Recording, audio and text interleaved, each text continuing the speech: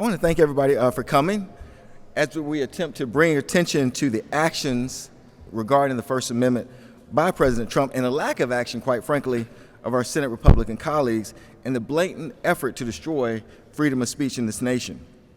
Although the FCC attack on Jimmy Kimmel has brought to light many of these efforts in a more mainstream manner, we have to kind of put these efforts into its proper context. It actually started when the administration reopened complaints against major networks involved in the 2024 and 2020 election. But the former FCC heads who actually dismissed those complaints said that this was an opportunity, unfortunately, to weaponize the FCC against the First Amendment. And that's why she dismissed them. But that's exactly why they were re-brought open, as to use the FCC as a weaponization project against the First Amendment. But it continued when President Trump actually brought suits against law firms, actually told law firms that they would be punished for who they actually had been suing or what causes they had actually undertaken. It actually continued, of course, with the defunding of the Corporation for Public Broadcasting. It also continued by the fact that we now basically cannot discuss one of America's original sins, slavery within the United States. It continued, of course, when we have students who have been picked up and imprisoned for nothing more than exercising their freedom of speech. All of these things have been building up to what we came with as far as Jimmy Kimmel is concerned.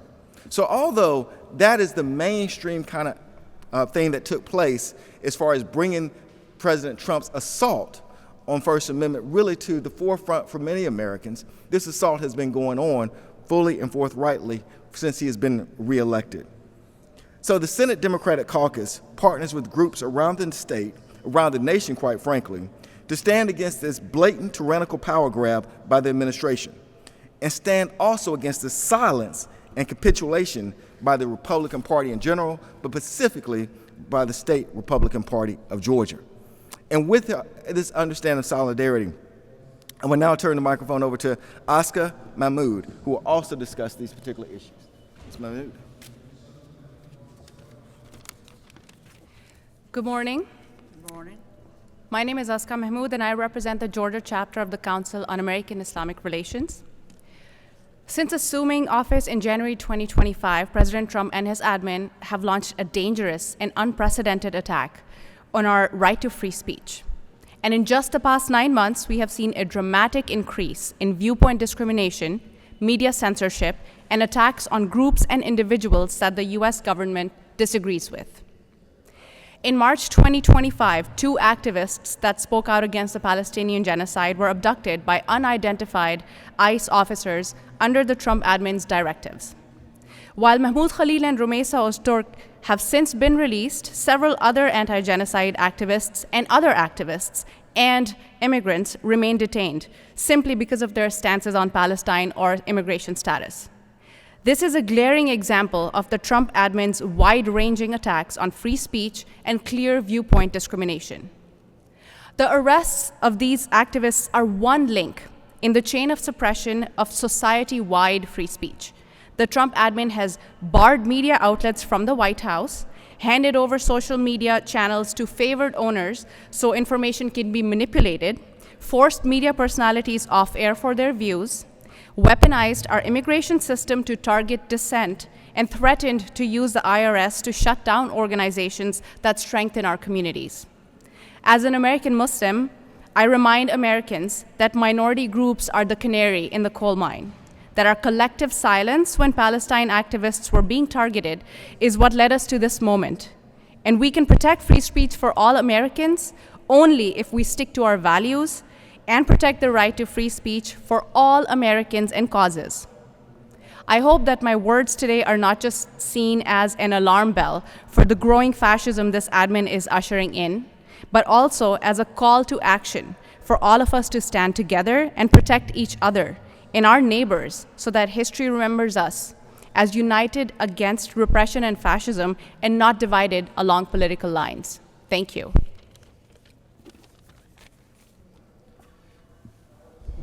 Good morning, everybody. My name is Josh McLaurin. I serve in the state Senate. I'm proud to stand with Senate Democrats today to talk about the importance of protecting free speech in this country. My colleagues have ably summed up the main situation, but I want to be very clear about contrast. You're probably going to hear from the administration or the GOP that, well, government censorship happened under Biden, or they'll claim that both sides are doing this. Let's be very clear about the contrast between what we've seen over the last few years and what we're seeing now. In the last few years, there were a couple incidents, this discussion of cancel culture, where people brought their dollars or voted with their feet to support entities and businesses that align with their values. When the private sector engages in free speech or disassociation based on values, that's not government repression. When voters and consumers make choices about who they want to support, that's not government repression. Neither was when the Biden administration simply requested or asked social media companies to take down COVID misinformation in the pursuit of the public good. You'll hear conservatives cite to that example as, oh, the other side did repression as well. Those were requests. They were voluntary requests that the Biden administration did. And contrast that with what we're seeing now. Brendan Carr, the chairman of the FCC, went on a podcast the Wednesday after the Monday when Jimmy Kimmel first made remarks. And on that podcast on a Wednesday, Brendan Carr said, we can either do this the easy way or we can do this the hard way. And basically said explicitly that the ABC affiliates under his regulation needed to take, quote, action on Kimmel. He said his name. Within hours of that podcast that Wednesday, Nexstar and other ABC affiliates had refused to air Kimmel, and then ABC globally followed suit by suspending him for some period of time. Now, we've seen that ABC has reversed the Kimmel suspension at the top level. That's tremendous news for democracy. Jimmy Kimmel got record ratings in the millions when he made his speech defending free speech, and he got those ratings even though a large number of affiliates had continued to cancel his show. And I think that just goes to show the American people value free speech. The American people want voices like Kimmel to be able to keep speaking out, even if not everybody agrees with every word that Jimmy Kimmel says. And I'm tremendously given optimism by this. I have a lot of optimism that I take from this, because what it means is at the end of the day, we still have a robust culture of free speech in this country. Americans are not going to take this repression by the Trump administration lying down. And we here at the Senate Democrats and our allies here in Georgia, we stand with all protectors and defenders of free speech, and we will do everything in our power at the state government level to ensure that people still have the right to speak, to express themselves, and to be heard. What is really troubling, to echo our leader's comments, is that Senate Republicans have continued to fall in line behind Donald Trump and all of his authoritarian whims. And it's telling that even people like Brendan Carr just a few years ago were espousing the importance of free speech before now turning their backs on it and following the whims of Donald Trump wherever he may go. So we hope, but we haven't seen much evidence of it yet, that Senate Republicans here in Georgia will stand up, will show some courage during one of the darkest moments for free speech in this country's history, and stand up to the authoritarian influences of Trump. But we're not going to hold our breath, because thus far, through their legislation and through their actions and words, the Senate Republicans have continued to toe the line, to try to be as MAGA as possible and do whatever it is that Trump wants based on his ego. Thank you for your time. Good morning. I'm Nan Orrock, a member of the Senate Democratic Caucus. I represent the households in Senate District 36 across Atlanta in the Tri-Cities area around the airport. I'm happy to raise my voice alongside my fellow speakers here, standing up for free speech and headlining the fact that we hear silence from Republicans on this question. Silence here under the Gold Dome, silence across our city and state, and silence in the highest reaches of government, federal government in Washington.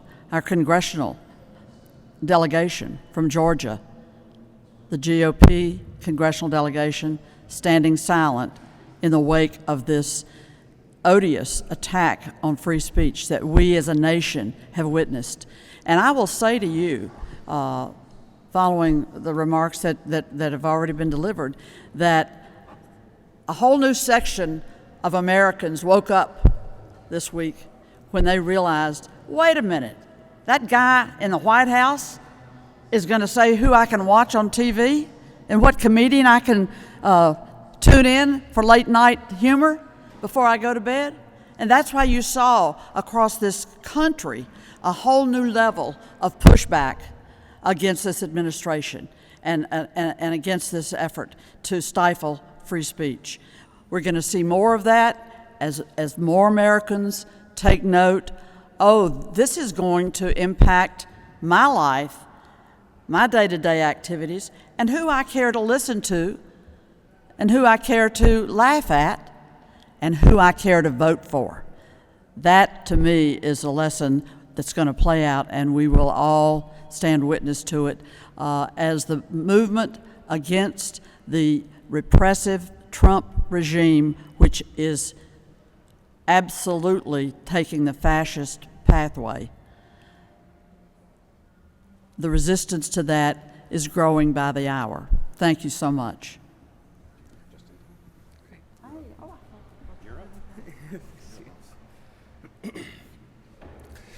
Good afternoon, everybody.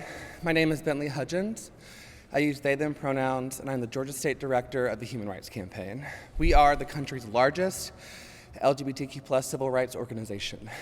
Today, I join you with my colleagues to stand in full support of the First Amendment and in full support of free speech. Right now, LGBTQ+ people across the country, especially trans people, are under attack. Our lives, our families, our friends, our communities are being threatened just because of who we are, just because of what we say, and just because of how we want to live. People across the country see us in a lot of different ways, but what I want you to know is that we are your friends, we're your neighbors, we're people with families, we have pets, we have community gardens, we work in restaurants, we live down the street from you, we're just like everybody else. And the decision to cancel Jimmy Kimmel's show and bring it back is frightening. The fact that the president feels like he can silence or censor someone just because he doesn't like how they report on what he says, or the fact that he feels like he can control what is a pinnacle of the American society, free speech. That should wake up everyone. That should shock your conscience into believing that we are in the reality that we sit in, that free speech is under attack, that everyday people are being used as scapegoats rather than being seen as the human beings for who we are. So I thank you for coming today, and I beg you to please support queer people, support LGBTQ+ Georgians, and support free speech. Thank you. Thank you so much. And with that, we'd be glad to open up for any questions. I understand. And let me also bring one thing to everyone's attention, just as a reminder. We actually do have a free speech bill, anti-free speech bill that exists right now, and that's, of course, the DEI bill that's pending in the House to pass the Senate that says colleges can lose funding if they basically have solidarity towards certain groups. So we already know that Republicans have already stated that they are against speech. Let's don't forget that. Remember, we battled that bill out all night almost in the state Senate, and Republicans voted for that bill. It is now sitting in the House, in the Georgia House, as far as colleges could actually lose funding as far as DEI is concerned. So we already know kind of like where Republicans stand on the issue of free speech. And so I did want to kind of bring that out to everyone's attention as a reminder that that bill is sitting there. So when we start talking about what position that we're going to have in Georgia as far as free speech is concerned, that bill needs to be defeated. And so that's actually now in the Republican led House of Representatives. We'll see what they do with it. We know how Democrats stand. We voted against it. We know how Republicans in the Senate stood. They voted for it. We'll now find out how Republicans in the House stand for free speech. With that, I'll open up for any questions, but I know you do have one off topic, which is perfectly fine.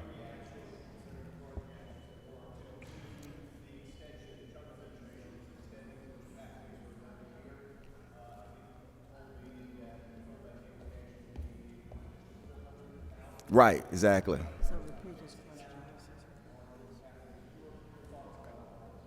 The fact the pathways has been extended. We have what we've been describing so far with how many months now we are into this administration, a failed administration supporting a failed policy, quite frankly. That's basically the way you should look at it. Pathways has come woefully inadequate, been proven to be woefully inadequate as far as insuring Georgians. We still will have over 400,000 Georgians that would not be insured because we refuse to do Medicaid expansion. So what we basically are looking at, as I said, failed president supporting a failed policy, so there's no real surprise there to continue promoting these particular policies that will not work for Georgians. And so on one level, we're glad that the few people that get coverage through that is great, but on a more substantive level, quite frankly, it is woefully inadequate. We've been saying that for years, and I will repeat that again. Failed presidency actually represented a failed policy. Absolutely. Yeah. I'll just add briefly, there was recent reporting that the Pathways program is costing more in administrative costs than the actual amount of dollars that is being doled out for care. So, when you look at the historic cost ratios of programs like the Social Security Administration, for example, historically gives out its benefits for less than $1 overhead out of $100. This is a woeful comparison where you have even more on overhead than the actual cost of care itself. I mean, that's a totally remarkable stat that everybody should hear about. And I think that it's telling that these are not unconnected conversations. I'm going to make the argument that's not off topic, because a lot of the drama that's happening at the federal level with these attacks on free speech, these culture wars, there's breaking news that the DOJ is now pushing to investigate the Soros Foundation, which essentially is taking orders from Trump and Vance, who have identified Soros and Ford as enemies. That type of culture war is meant to distract from policy failures. It sounds like a talking point, but truly think about the airtime that gets sucked up on these culture wars and these attacks on basic constitutional rights. Meanwhile, hundreds of thousands of Georgians don't have health care. Yep. And the lackluster program that Brian Kemp has put together and swore to everybody would be just as good as Medicaid expansion is spending more on overhead than on people. So I beg to differ. I think I appreciate the respect of saying off topic, but these are all one conversation, which is that we have failures in government at the state and federal level that would-be authoritarian leaders are trying to cover over with shock and awe to attack their political enemies. Yep, absolutely. With that, any other further questions? Absolutely, come forward. Thank you, Leader Jones. Let us not forget that on the federal level, as we speak, Obamacare covered 20 million additional people with health insurance and access to health care. Extending that beyond its present time has been canceled out with the GOP in Congress, in the House, blocking that money. So we will see devastation on every side to our healthcare systems across the country and to the health of our folks here in Georgia and around the country. And 2 hospitals announced down in Evans, Georgia, and up in North Georgia, teetering on the brink, will not be able to survive the cuts that are coming from the GOP federal action. All of this flowing downhill from a Trump administration that is showing us loud and clear anti-free speech, anti-health care, anti-hospitals, and the list goes on. So America is waking up. Georgia is waking up. And with that, I want to thank everyone for coming out. Thank you so much. Thank you.